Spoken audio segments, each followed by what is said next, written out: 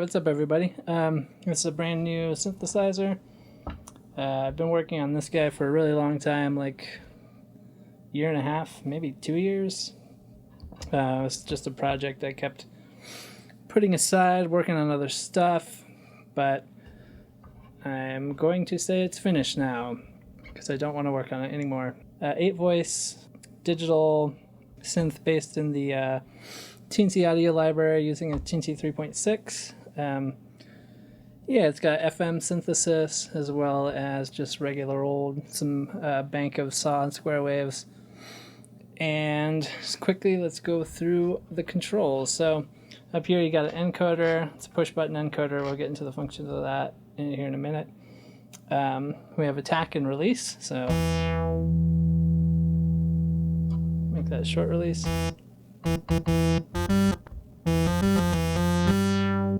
I'm behind the camera right now, so I can't see what I'm doing super well, so I might miss a couple keys when I'm trying to play. Yeah, it's touch plate. You can also play this with MIDI. So attack release, this guy is your octave.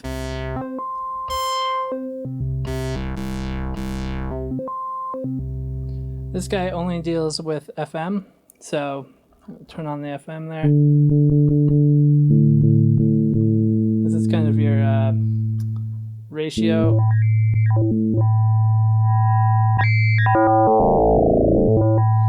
If you're familiar with FM synthesis, that should sound really familiar to you.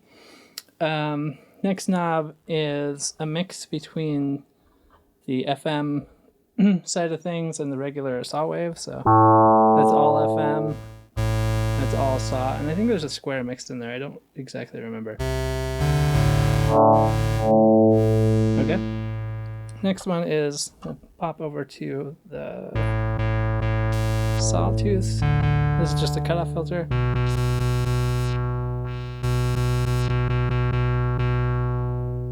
There's also an envelope. And then on the FM, it's just like the FM amount. You can hear that getting brighter. Yeah, moving on. So we did. The next two knobs here in the switch are an LFO. Let's go back to the sawtooth.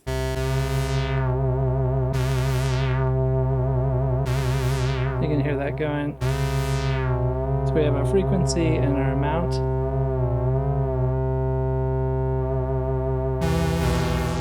Cool. This switch puts it into a high frequency mode, so it essentially creates a whole new group of FM synthesis on the sawtooth wave side of the equation. So this is going to sound nuts.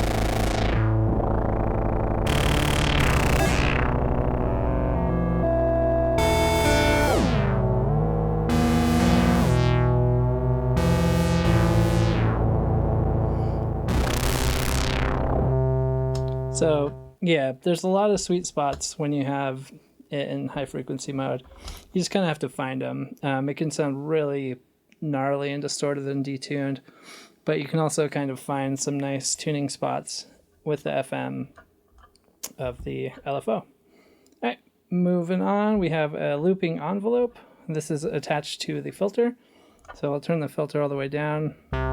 By the way, filter also the FM amount. So filter on one side, FM amount on the other.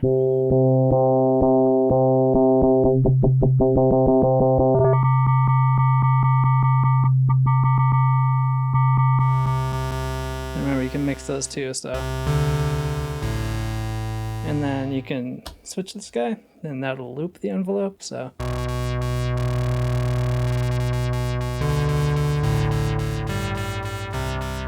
So all this LFO, the filter, everything is one instance per voice, so there's 8 of those.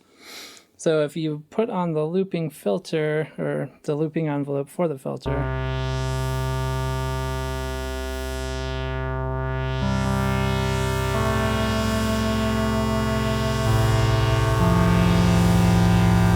can have those all going at different rates. So you can almost treat it like a delay.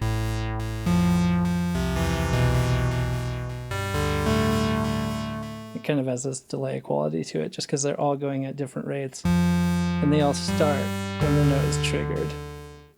So, looping envelope for the filter. Moving on up, we have a reverb. This is just kind of a wet dry for the reverb. Let's make a nice like pad sound. Detune that guy a little bit.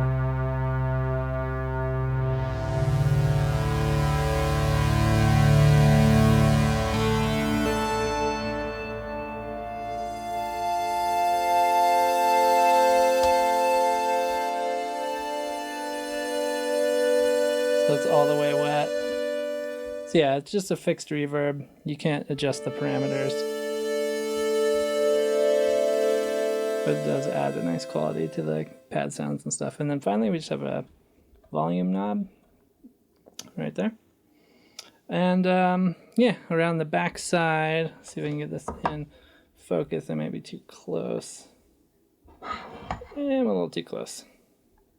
So we have a couple jacks here. If you look at the front, an O and an I, that's an output and an input. And that's for a clock for the sequencer. So it should spit out like a 5-volt clock. It can receive a 5-volt clock.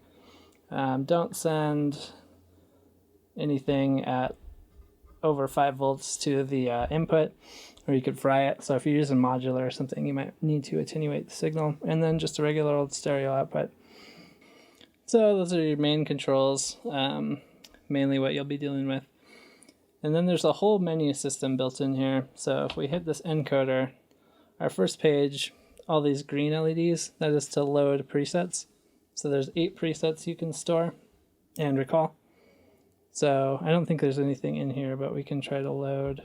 Yeah, maybe there was one.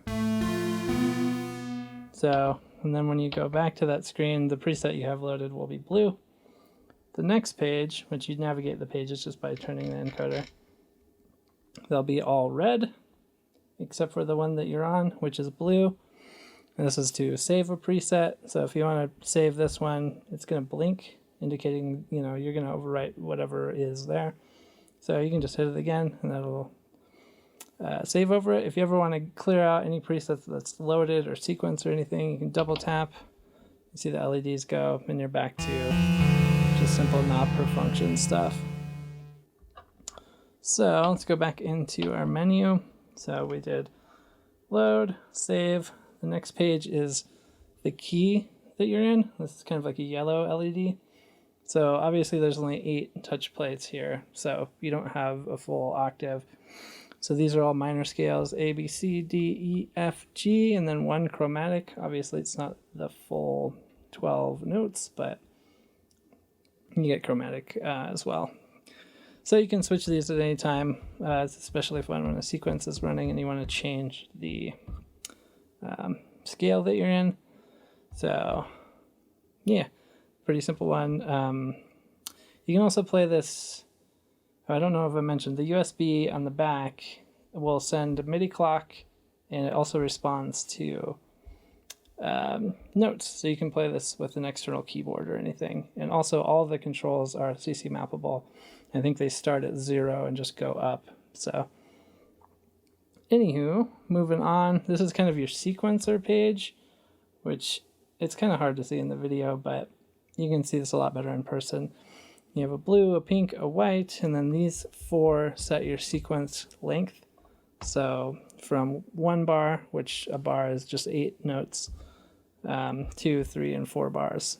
So you can get a pretty long sequence out of it. We're going to go into the sequencing here in a minute, but we'll just skip that for now and move on to the very last page. And this is a kind of a modulation page. So with these touch plates, they're capacitive sensing, and they do sense how much of your finger is touching them. That's why they're triangular, because if you touch them clear at the bottom, you're not going to get a whole lot of contact. And if you move on up, the idea is more of your finger will touch it. Of course, this is kind of iffy. Really depends on how much.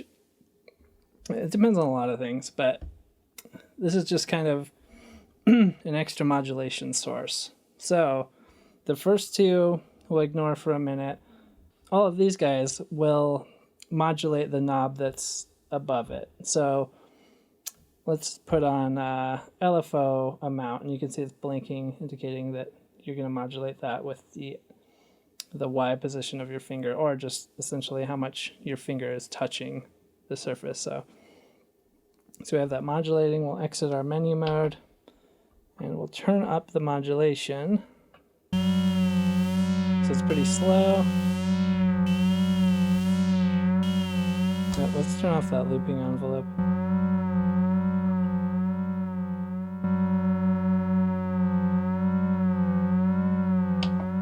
And again, this is kind of like,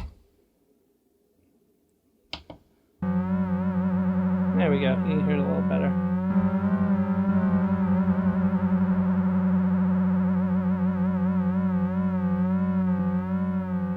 So there you go, you got modulation of the LFO speed just with the finger motion. So we have essentially all 6 of these you can do. So you can do the mix between the FM and the saws, the cutoff, the LFO speed, the LFO amount, the attack time of the looping envelope for the filter, and the decay time for the looping envelope of the filter. So these can get pretty nice if you're doing, well, first of all, let's loop the envelope and turn on the decay time as a module. And it will modulate around wherever the knob is.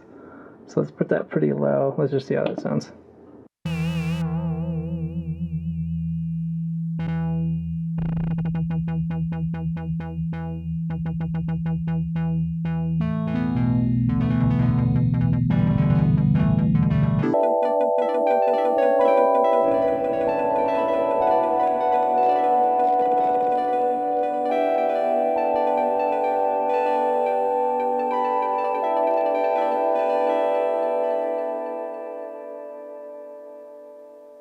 And being modulated by how much of your finger is touching the plate. So yeah, so that's for all 6 of those, and it can be really nice just to get an extra modulation source, even though it's not super reliable, and it's kind of like, I don't know, it's fun. It's fun to mess around with it and see what kind of sounds you can get. So these first 2 on this last menu page act a bit different. They're still toggles, but what we're toggling right now is between Unison mode and Polyphonic mode. So when you're on Unison, when you're on this page, you have Unison on, this knob above it becomes the detune of all the oscillators. Let's turn that up about halfway and take a listen. Yeah, we might need to change some settings here. Ooh. Let's stop looping the envelope.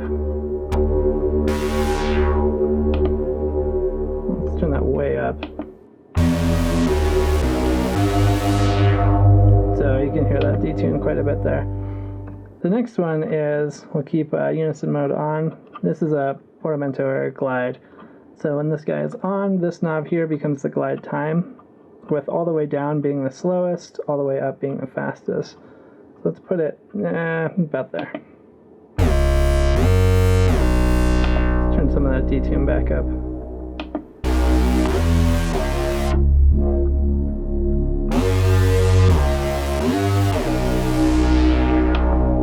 Let's turn that detune, or that glide time down a little bit.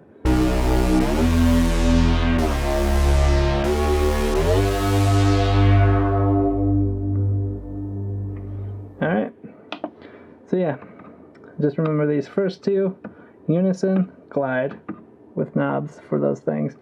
All the other ones here are just to turn on the modulation source for that particular knob. And all this stuff saves per preset too. Alright, now we're going to get into the sequencer. So, go into menu mode, remember first page load, save, set your scale, sequencer. So, I think I already discussed the different lengths.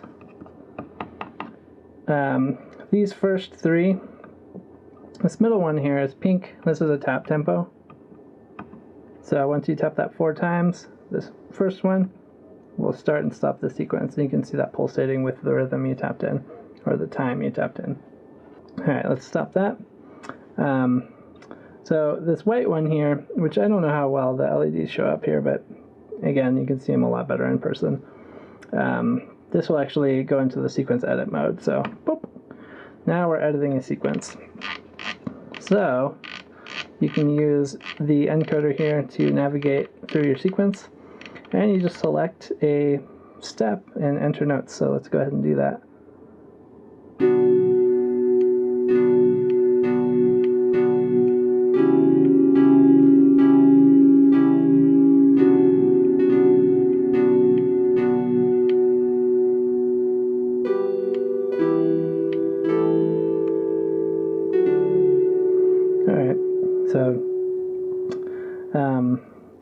As you can see, you can enter a polyphonic sequence, again, 8 voices per step. And after you edit it, you can step through it. We're going backwards now. But in addition to notes, you can put, it's going to hold on the note because I have a sequencer. Let's exit that sequence mode just by hitting that. And so yeah, in addition to notes, you can sequence any parameter, so any knob movement you make will be recorded to the sequence for that step. So it's kind of like, I don't know what they call it, another software or whatever, but yeah, any knob can be sequenced. So you don't even have to enter notes, you can just enter blank. You can just scroll through the sequence and move knobs around and use that as kind of like a motion record thing. Additionally, if you are receiving an external clock, you can, when you go into the sequencer mode, it'll automatically be moving through it, so you don't have to manually scroll through. And you can just twiddle knobs, and it'll record all of those movements to the individual sequence steps. So we got a sequence in there. Tap the tempo again. You can also receive Midi clock or a pulse. But let's see. Oh, we're going to put the sequence at 2. So I think we recorded 2. And we'll just start it.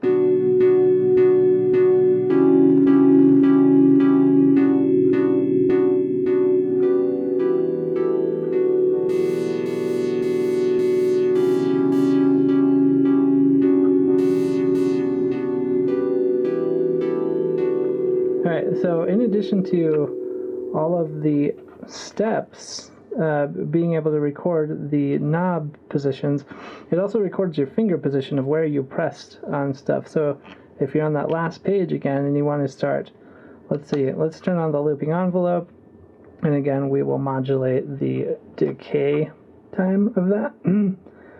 And the sequence is remembered everywhere where your fingers were, so let's just see how this sounds. Go back to sequence page. You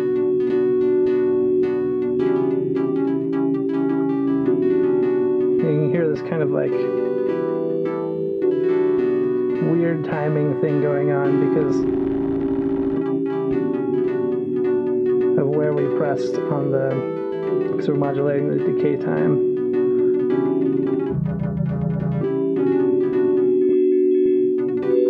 Oh, that's kind of nice.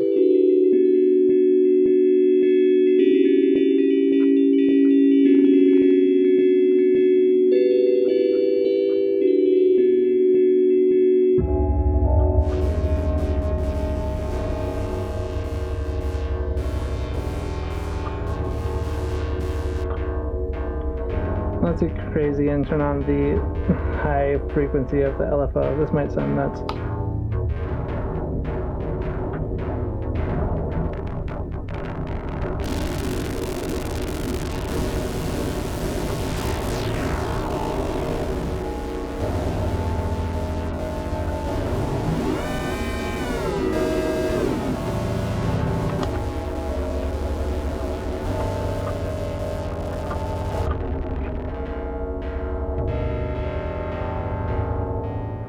So again, we can turn that off, and let's say we want to modulate these. This is going to be an insane sequence because I'm going to modulate these guys and turn on the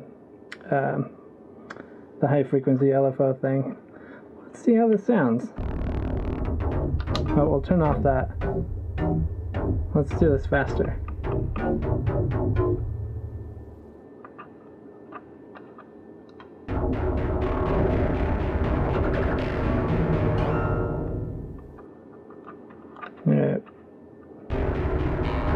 Oop, my bad. I went to the fourth. I put the length at 4, even though we only recorded 2. That's why we're getting those blank spots.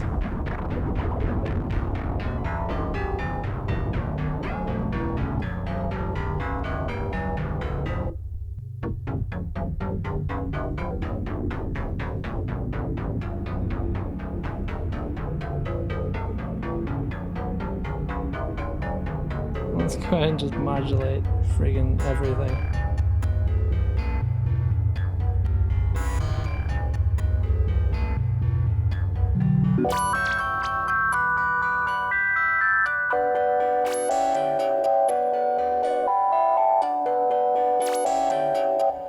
So yeah, you can get some really interesting results just by experimenting with turning on and off modulation. And again, you know, if you have a sequence, oops, wrong button, running, you can then change the key.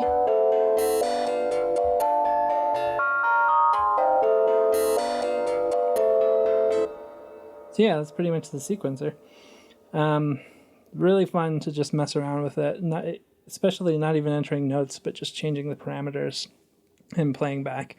And again, if you're using an external clock, that's great because you can just record them in live as the sequence is running.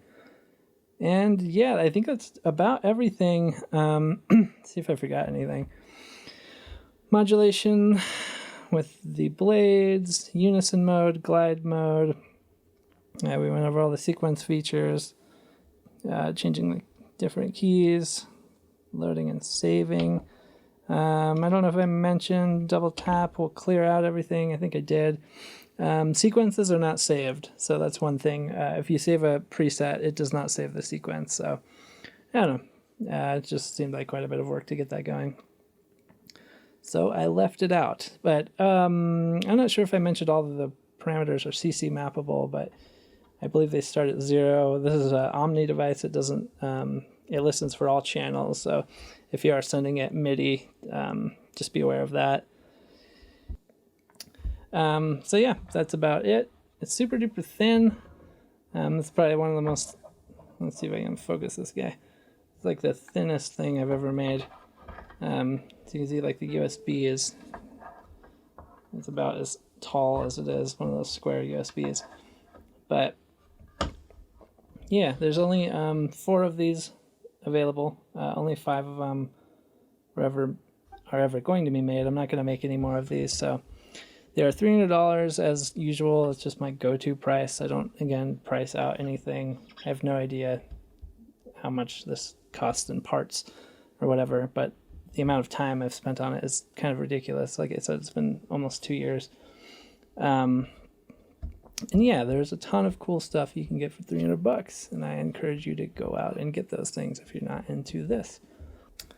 And yeah, if you're into it, I don't know, they might go fast, they might not. I still have a bunch of these guys left. I really thought these would sell.